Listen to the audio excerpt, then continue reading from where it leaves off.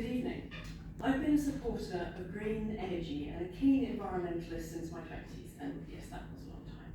My office is solar powered, so I was mortified to discover that a single lithium mine causes millions of tons of waste every year laced with sulfuric acid and radioactive uranium, polluting the water supply for 300 years, not to mention the unacceptable human costs with child labour to mine cobalt.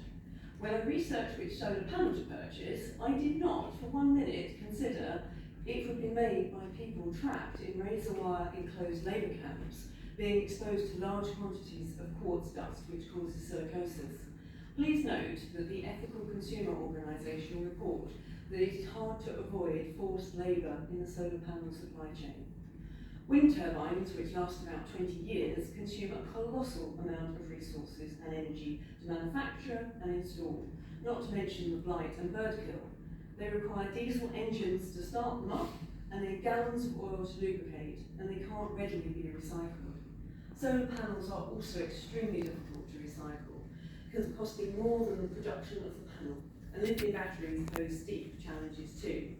Add to that the human suffering, which we've all unwittingly been part of just by owning a laptop or mobile phone, which is minimal compared to what's required for an EV or solar farm.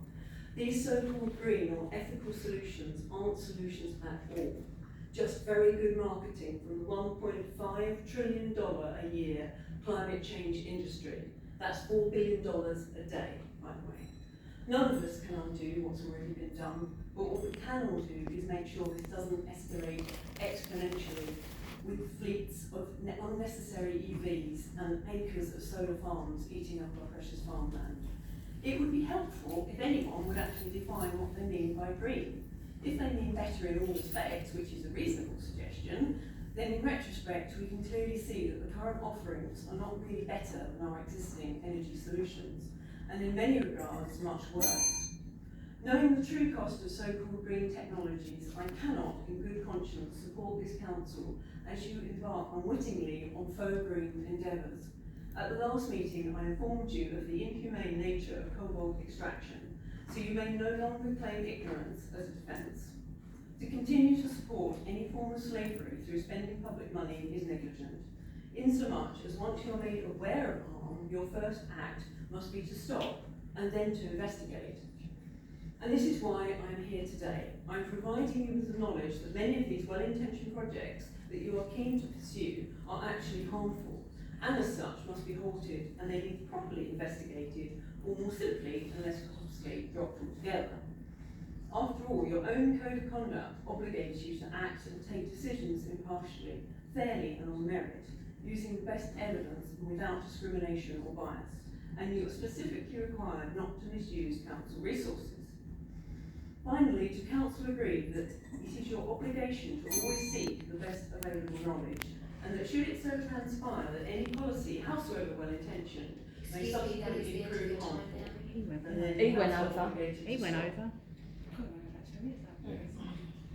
Can I finish with Scott? Go on, Rachel. Go on, Rachel. Sorry, I have finished. What was the interruption? The second bell rang, which indicated that the allocated time available had expired. As explained when you came to Just carry on. There's a bell at 2 minutes and then there's another bell at 3 minutes. Yes, and I have one sentence left to finish, and you let the last gentleman go on for about another 30 seconds. You could have said it by now. So it needs to be rules that apply to everybody, not just the ones that you don't like what they're saying. So respectfully, I don't dislike what you're saying. This is the first time I have heard it. All I'm trying to ensure is that the meeting runs smoothly. That's all I'm You seeking could to have said do. it by now. I would be more than happy to ask an officer to Carry on, address the Rachel. ones you have there. Carry on. Say it. Carry Say on. it. We want to hear it. My last sentence. We want to hear I it. didn't hear it.